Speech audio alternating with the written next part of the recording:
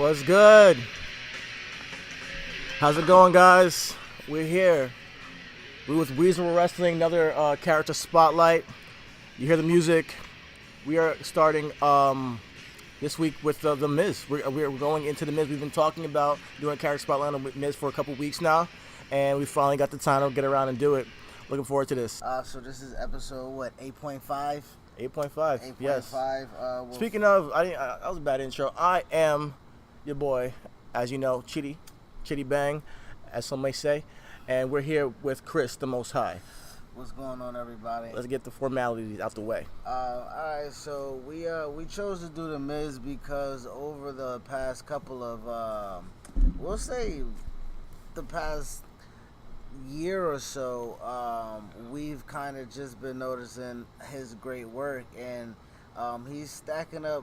I think a lot of people have been noticing a really good career, and so Adam Cole's our first one, Bray Wyatt was our second one, our third one is The Miz, just for great work in a character that shows development over time. Absolutely. So we're going to get right into the episode. So let's first talk about how he debuted. You know, he was in Tough Enough. He was in Tough Enough. Season 4. Season he came 4. Now we all remember the Miz before wrestling. I remember him from the real world. Real world. Yeah. You know, he smacked Coral. Did he? Yeah, he smacked. No, I mean he smashed. Oh, smashed. Yeah. Right, let's get that right. He smashed. All right. Cool. But yeah, so we remember from the real world. So to see him on wrestling, I took him as a joke. I'm like, he's wrestling are tough, like, he can't make it. Same here. So he did Tough Enough season 4. He didn't win, but he had chops because he can talk. That's what he had a character. He had potential. He let himself loose on camera, and that's about being free and being being able to look like a character in front of camera. They gave him a contract, Get out of here, nigga. Don't talk about being free with your sort of shit. Come on. I'm saying I'm giving him props for being free I know, with his Tough Enough shit. His Tough Enough shit. I mean, obviously he didn't win, but he obviously showed something that they kept him and gave him a contract.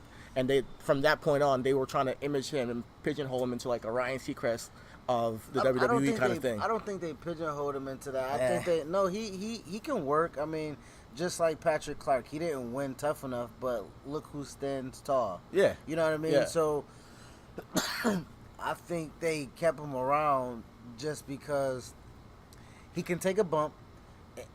If anything, he can be a heater, as you know what I mean, like Paulie. But he learned the business and worked his craft to where his first match was Tatanka. Yeah. In 2006, he wrestled Tatanka.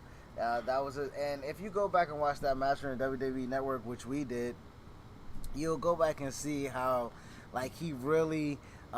He's so different. I've been around the business a little bit, and you can tell he took a not a beating, but it was initiation. Yeah, those chops. Tatanka was chopping the shit out of him. Those chops was laid. He was laying them in. But he took it. He performed well. He spoke well on the mic. And what we noticed throughout the thread of the Miz's career, every major accomplishment is followed by a promo. He does. You know what I mean? He's where he makes his money is how he talks. Exactly. You know? So that's after his first where his win, bread is butter. After his first win, he does his initial promo of how he's going to be everything he projected himself to be. He said he was going to main event. He said he was going to be a WWE champion. And so that started off everything. And none of us believed it. None of us believed it. So let's fast forward to him tag teaming with Miz tag teaming with Morrison. I think that was the first time we saw him kind of grasp our eye in a fashion where he was. It wasn't captivating. It wasn't him. It was Morrison. Morrison was the captivating one at that time. I think they were a good dynamic because Morrison is a great worker. He's a great talker. That makes for a good tag team. They definitely grew into that. Yeah. But at the end of when we looked at it, at that time, Miz wasn't projected to be what he is. No way. So when everybody looked at him as the Marty Jannetty of the tag team. So when he tagged with the Morrison, and won the tag team titles, he. It was different to see. Yeah. It was trying to see where they're gonna go with it. It kind of came out of the blue because they were on ECW, I think, and they were having a feud with CM Punk. They were about to have a triple threat, but when they were about to have a triple threat for the ECW title, and they ended up getting thrown into a tag team on SmackDown, tag team match against MVP and Matt Hardy. Yeah. And they won. They won suddenly, you know. And they're booked to face CM Punk and Triple Threat that week in the pay-per-view. As tag team as tag team champions, which was a great element to that program. But that's his first title in WWE. Yeah. You know, that tag team championship. That's his first accolade. So we went back and so if you want to go back and watch that match, that was what was it October, November? Of 2007 when he won the tag championships on SmackDown. Yeah. I think it was November 16th. I think it was. So fast forward into first. You know that they won the tag team titles off of chop block. They won that match ended off a chop block. Just a tidbit I want to throw in there. He won his first title off a chop block. I mean, and then the match was restarted and he won it off of some, a submission move on Matt Hardy, I think. It was psychology. It was psychology. It's an interesting way to win your first title, a chop block. You know what I mean? They didn't have a tag team. Yeah, I know. It kind of like just. I think it was sprung up in the moment that putting them on. I think it was. It might have been like, hey, you guys are tagging teaming now. We're gonna put the titles on you. That's how we're going. This is what we're doing. You know. I don't know. Business and logic, man. The finish happens backstage before the show. Yeah, I can tell you that. So let's move on from that. So moving on from winning his first tag team championship to his first singles title, which was the United States Championship. He got that off of Kofi on a Raw, and that was his first singles title, and that kind of like solidified Miz as upper mid Carter, and Morrison by that time was fading into the back. I think Morrison was still in the picture, and I think Morrison still had fire and heat, but Miz had something you can't teach, and that's just a character, and he just has a character that is annoying as heck. He is, bar none, one of the best heels I've seen in the past decade, I think, personally, because I personally didn't like The Miz. He got me. He worked me into not liking him. And everything. Think about where he come from. He comes from reality TV. This guy is coming into an industry where it's based on being macho, and come on, we're not doing this whole reality thing. You're not cut out for this business. The guy had to get dressed in a freaking bathroom, like with the fans. He's been through like shit in the locker room. And when he had that match with Tatanka, one thing I didn't mention is that they're shitting on him the whole match. They were shitting on him the whole match, and he's the heel. So JBL as the heel commentator is still shitting on the heel. I mean, he's a rookie. So I know. But it happened for a very long time where the Miz was just not loved, and they made him not loved, and he was an obnoxious, annoying guy. But he knows how to get under people's skin. And he was Enzo before Enzo. You know what I mean? Like that reality star shit started with Miz because he was a reality star. He brought the cameras. He brought that persona with him because Mike Mizanin is not a professional wrestler. The Miz is a professional wrestler, and The Miz is a character that he developed and perfected on reality television. TV. So like when you're talking about a business where you come in, you got to shake everybody's hand, and this guy is The Miz and he's awesome. You know what I mean? Like it can rub some people Absolutely. wrong. And let's not make it that JBL was just shitting on The Miz that match. Go back and listen to that commentary of JBL and again. Kind of shat on Tatanka pretty bad too. But he was rooting for Chicago. No, I mean, rooting for Tatanka and shitting on Tatanka. I think in the same, he was kind of. I'm not sure. Borderline racist on some things he said, but let's not go into that right now. This is about The Miz. So but I was trying to come around to is that with him and Kofi Kingston, that it was an accolade that says you on your own are good enough at that moment. With you with the U.S. title, when he wins that on his own, he's good enough, and he has a full package at that moment. I think that solidifies him as a full package to say, hey, okay, let's see where you're gonna go. He's proven something at that point, The match was good too. The match was actually good. The match was a so really good match. I like to say that I don't like to look forward to Miz matches, but going back and watching his matches, the Miz can work. The Miz can put together good matches. The Miz been a worker, low key, he's been working, That match with Kofi was fire. It was good. And that's why we do the character spotlight, so we can give a highlight to stuff that a lot of people may not be paying. And us as fans, we're cynical wrestling fans. You know what I mean? Yeah. At one point in time, if it wasn't blood and niggas flying off a building or something like that, or a chair to the face, we didn't like it. We didn't care about technical wrestling at one point in time. Yeah, we just wanted to see, a crash. Exactly. And car crash. Telling a story and psychology, when you're talking about Dave Meltzer 5 stars, now I don't know what the 5 stars mean, but I know psychology and storytelling and stuff like that. Absolutely. And the Miz sells. I mean, he's not the best. Yeah, he doesn't finger lock on the skull crushing finale, and his figure 4 isn't the crispest, but he could put together a match. And he does it on a pretty good basis. What word I want to use? The word I use for Miz is solid. He's a solid dude. He's way above solid, I believe. Okay. I think even if going back watching this stuff, now when we're talking about the Kofi Kingston match, he is putting Kofi Kingston over. Now Kofi has been over. Kofi was over. But people hated The Miz so much, and they worked that match so well that Kofi was on fire to win for those near falls that they had, or false finishes that they had. And when Miz won, everybody's like, ah. Yeah. And that's something that happens every time the Miz wins. And then he cuts that damn promo. Yeah. And he says he's awesome. And it's just icing on the cake. Yeah. And he cut a promo after this match too. So this is him first. He just says he's awesome. He bounces after he wins his first single title. It's good. And while he was U.S. champ, I don't think it was this reign, or it might have been a second reign, but as U.S. champion, he wins the Money in the Bank in 2010, and that's the very first ever Money in the Bank pay-per-view.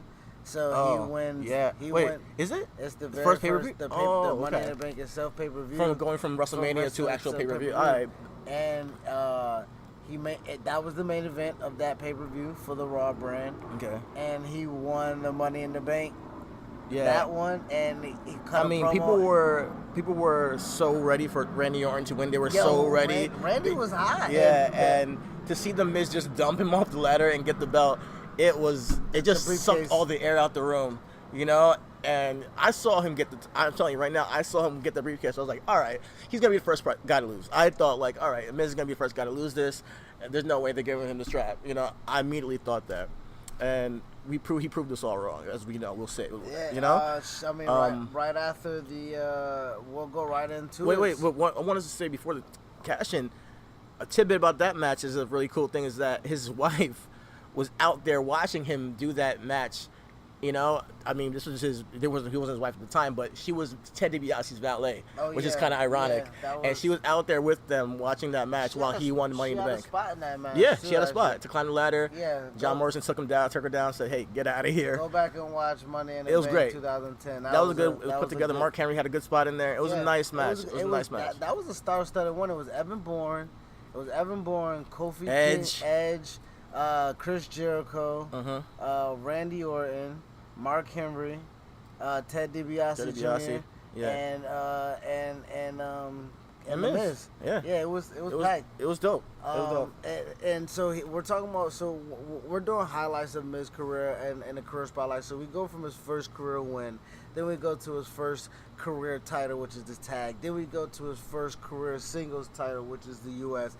Then we go to his first legit push in the company with the briefcase. The briefcase is like, all right, you now you're cross a threshold into a different realm now. Or okay, you have a shot. You're like a taste away from the gold. We're trying something. Yeah, with it. We're seeing where this is gonna go. We're really giving you that. Listen, our quarterback is hurt. You're in the game. This isn't just the quarter. You got the playbook for the week. And we're going to take this play-by-play type thing, game by game, and he had the ball for a while. And I'm not saying that cash in on Randy, man. I don't say he drew money, and I'm not saying he was the best champion, but he made people react. He made people react. He made people react. That cat. Look, we can go to the cash in on Randy. Look, he has a Miz Girl meme because of that reaction. Mind you know, he has a Miz Girl meme, but go back and watch him win. And look directly behind him, and you see people with the "I'm awesome," "Hi, I'm awesome" shirt on, and they're going crazy in the back. He has his fans. He has his, his misfits, as you call them. Yeah, misfits. Oh man, so yeah, man. So he goes right into cashing in to Randy on. Oh, that's me. Sorry. He goes into cashing in on Randy. And winning his first WWE championship, and then he was there. You know, we watched a YouTube the photo shoot thing, and it showed the behind the scenes of when Vince kind of gave him the we're going with you type thing. Like, it was nice to see that, you know, them get that hug from him, that nod from the boss, the guy who's ahead. Like, hey man, you deserve it. You know, he said it, you deserve it, and he did. You know, me at the time as a wrestling fan who's like deep into my fandom, I was shocked as fuck. I'm not sure because I didn't see it coming. I saw because the way they booked it, Randy was hobbled. You know, he got attacked by the Nexus, and he was supposed to lose that match. And you know, but John Cena came out and he saved him and took the way better. The match ended. Miz goes to cash in. Randy's not like down and prone like some cash-ins we've seen. Randy's hobbled, but he's on his leg, and he's about to. They fight like for a good 5 more minutes before Miz gets this skull-crushing finale and wins. So it wasn't like he just snuck in and just covered the guy. So I didn't see that. I saw Randy hobbled winning against Miz. I'm like, all right, they're definitely gonna have Randy, you know, be the triumphant one while he's injured and showing how strong he is as a champion. But no, the Miz got the belt that day in November. What year was that? 2000. That's the same year as he got it. 2010. No, I think he got it in 2011. It got in. He won the briefcase and the pay-per-view that bled into the next year type thing, I believe. Yeah. He won. Yeah, he won it in 2010, and then he bled into. Oh yeah, he bled into the 11 for the WrestleMania. Yeah, where he challenged John Cena. John Cena. Challenged him. I'm sorry. Yeah, let's get that correct. He main evented WrestleMania. Came entering. Yeah. John Cena and that main event. He came into that match as champion, and to see a guy from reality TV and his story as being a fan, I saw him on the real world, and I saw this guy play, I'm going to be a WWE superstar, I'm going to be a wrestler, and I looked at it and laughed, you know, and I'm like, okay, this guy is funny, you know, and I didn't believe it, you know, and nobody believes that when you see some character on a reality show. But then you fast forward to this WrestleMania 27, I think it is, and you see this package they put together. This package they put together for the Miz with Nas Hate Me Now. It was unbelievable. Probably my favorite package. WrestleMania. Those two, him and Cena, were WrestleMania 27. Pre-package for Miz and Cena. Yeah. With Nas for Miz and DMX for Cena. Unbelievable. Dope. Unbelievable entrance. It just gave you the feeling of like, all right, you get, like, it kind of bring full circle the Miz's story in a sense at that moment. And at that moment, as a fan, I became like I got it. I was like, okay, I can buy into this guy, and I respect his journey. And I really understood, like, all right, that package right there just made me feel something for the guy. You know, you saw him in the real world on the package. You see him at the Tough Enough, and then doing the $1,000, $100,000 Divas Challenge. You see all things he's gone through, and then you see him just, you can hate me now, which is pretty much what he's gone through. Everybody's hated him. Yeah. The boys in the back, the locker room hated him. The fans hated him. We're all cynical and critics, and just we still hate it. People still talk shit about the Miz to this day. What you know what's dope about that is that as we talk about as fans and how little we know stuff, and that's why we have our podcast of like we try to break stuff down from a logical sense of the business. When he was banned in the locker room for some shenanigans by Chris Benoit, and when Chris passed, Miz was still abiding by the rules that Chris has set. Mm-hmm. And then at one point in time, when he would just continue to work over the boys and gain respect of the boys, he went to Undertaker, and was just like, yo, can I dress in the locker room? Like, this is a grown-ass man in the profession, and he's like, can I dress in the locker room? And they're like, yeah, man, come on. And that was then the embracing him.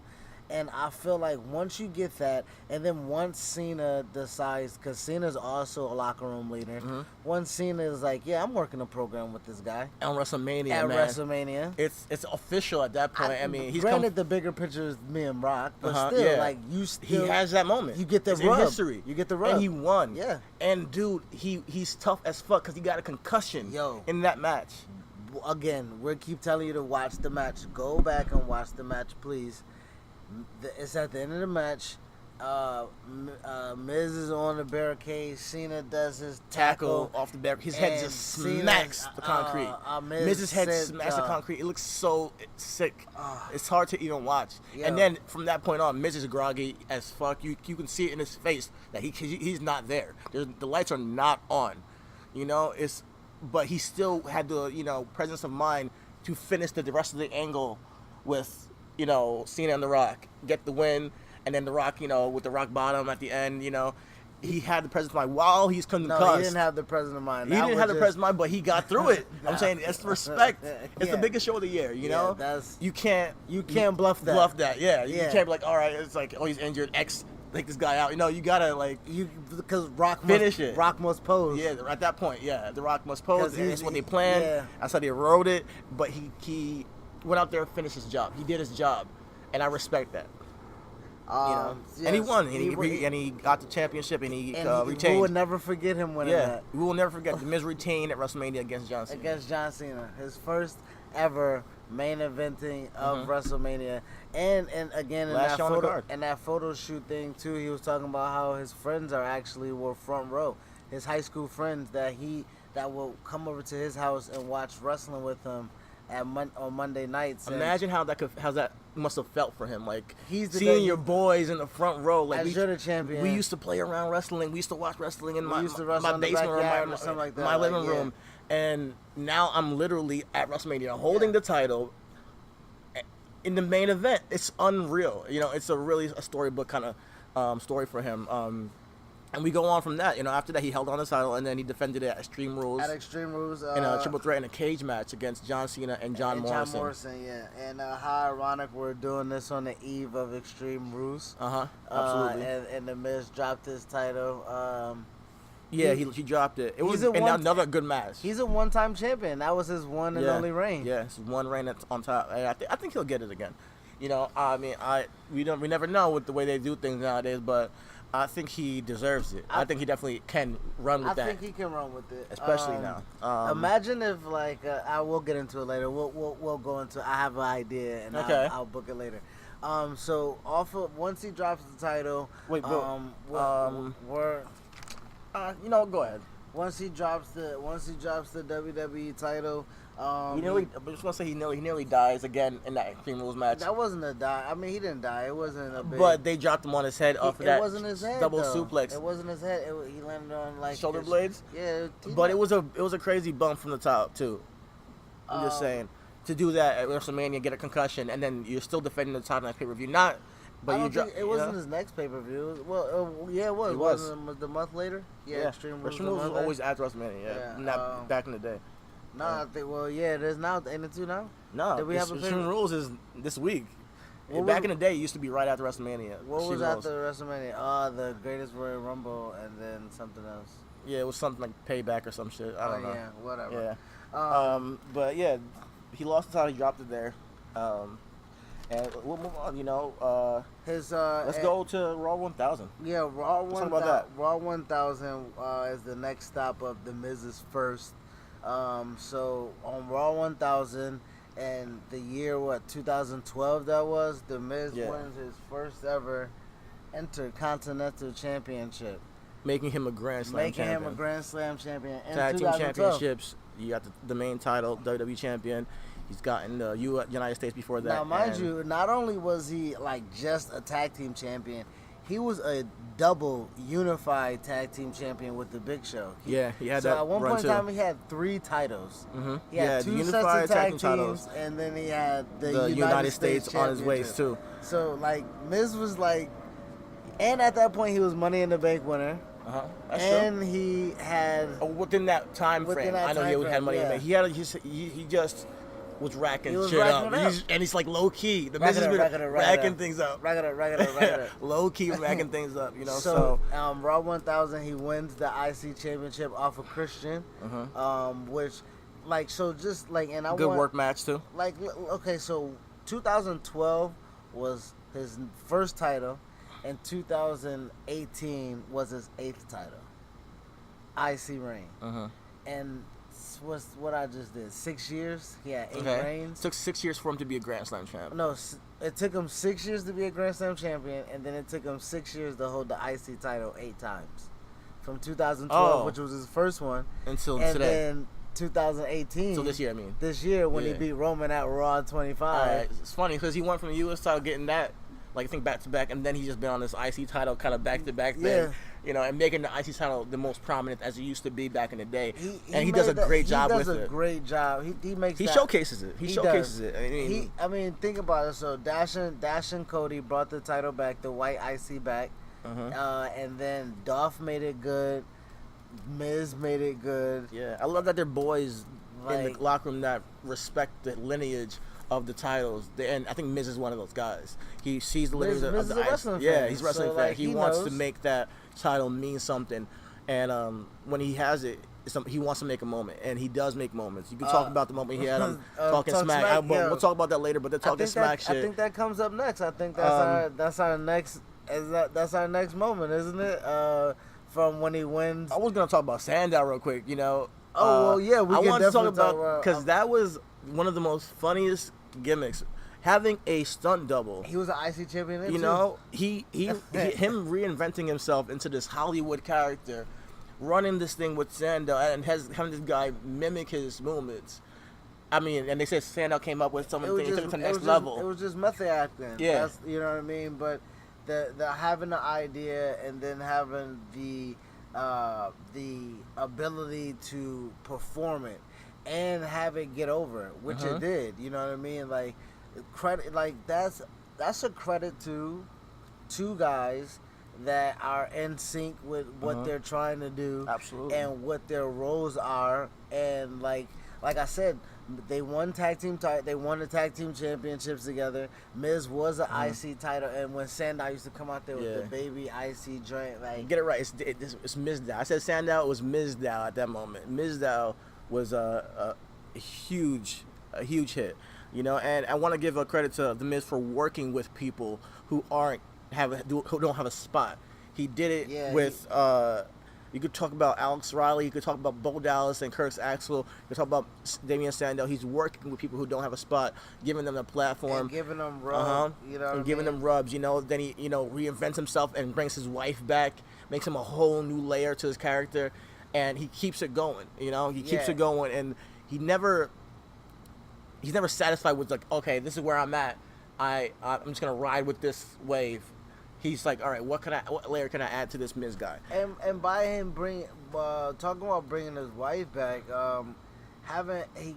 he said it gave him like new confidence having her on the road and just, you know, being able to, because now you don't have to room with the boys or ride with the boys, or like you just got your wife with you, and it just, she's there, you get in shape more, supporting you, and you just know what I mean, like they're a team. Yeah, and he goes out there and he's putting out some of his best work. I think when she comes back, he wins the IC title, and he has the feud with off Zach. Then he has a feud with Dolph. Then he has a feud with Dean. Then he has the feud with Cena at WrestleMania. What was that? 30? Well, shit, I think that Cena match this year, I think, passed. Was him and Maurice versus Cena and was that 33? That was 33. Yeah, in Orlando. Yeah. It's past year. The biggest thrill. Wow. It was the match. I thought was okay. It was okay, but the angle was great. Those Total Bella bullshit segments were fucking priceless. But you know what? They made what always it made into gold. What always made the Miz was his mic work. Absolutely. So going for let's and to wrap everything up and let's go forward into our next thing. The Miz's mic work with what he did with Cena, when he was just saying he is. It's real that. Those were work shoots per se, where they're towing the line of what's real and what's storyline per se. But the Miz can emote and eject anger, frustration, very authentically.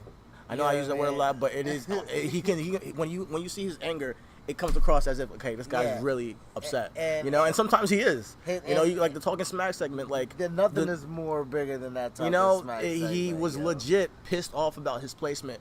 How you're not going to showcase me on the show, and then you have Daniel Bryan call him a coward on air. He's like, oh, I'm done. I am done.